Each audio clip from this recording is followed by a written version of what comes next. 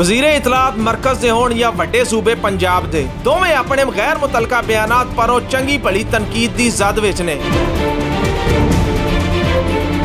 इंज लगदा है जिवें कुछ साजिशी अनासर उन्हां नूं नान इशूज़ उत्ते गल करन लई मजबूर करके असल मामला तो तवज्जो भटकाना चाहते ने। खास तौर उत्ते पंजाब दे वज़ीरे इतलात फयाजुल हसन चौहान होरां नूं सब तो पहला वजारत हेठ आउण वाले महकमियां दी सूह लैनी चाहिदी है, जिन्हां चंद सालां दे दौरान करोड़ां दे फंड्स दी खुर्द-बुर्द कीती।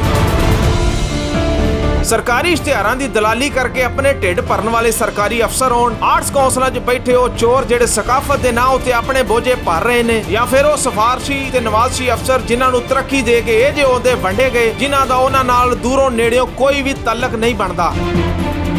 जनाब फयाजुल हसन चौहान साहब DGPR दा ऑडिट कराओ, पंजाब आर्ट्स कौंसल तो लग के लाहौर आर्ट्स कौंसल तिकर होने वाली लुट मार दा बारीकी नाल जायजा लवो। जनाब इन्हां महकमियां च बैठे मदारियां दे खाते खोलो जेड़े तुहाडे महकमे नूं नरगस वांग नचांदे रहे ने, ते जे तुसी उस नरगस दी थां इस नवीं नरगस नूं हाजन बना लिया ते इह तुहाडी वड्डी कामयाबी होवेगी।